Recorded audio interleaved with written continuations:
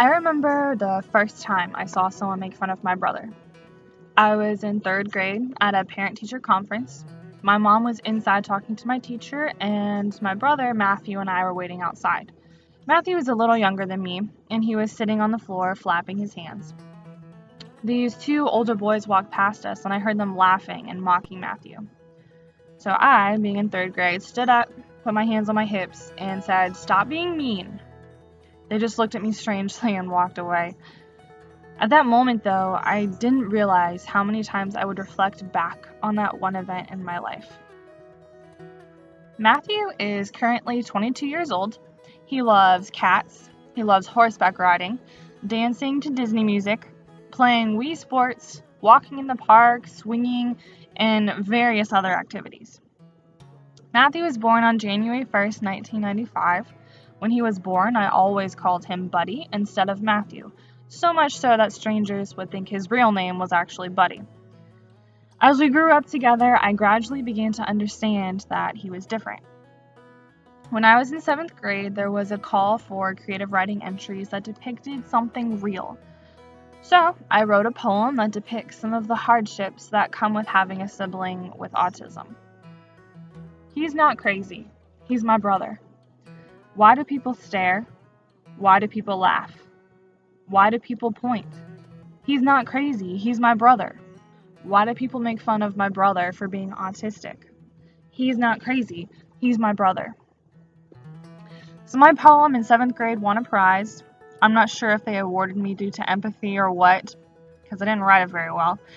However, it did depict something very real to me. It was difficult growing up with a brother with autism. I couldn't play Monopoly with my brother, which was my favorite game. I couldn't talk to him about boys I liked or about girls that he liked. I had many friends with siblings close in age, and I used to compare their relationship to ours. I couldn't have that typical sibling relationship with my brother, even though I desperately wanted to. To be completely honest, there were many times when I would pray to God to take away Matthew's autism. I prayed there would be a cure.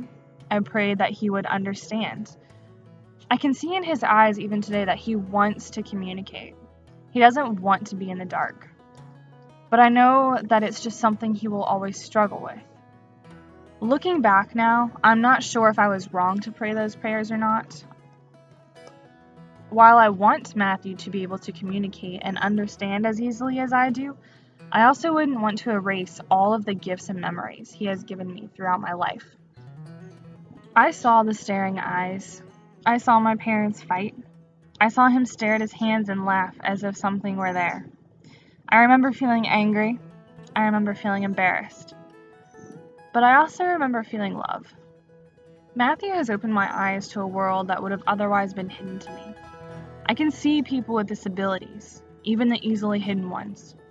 I think so much more about what's behind a person's actions rather than just the action.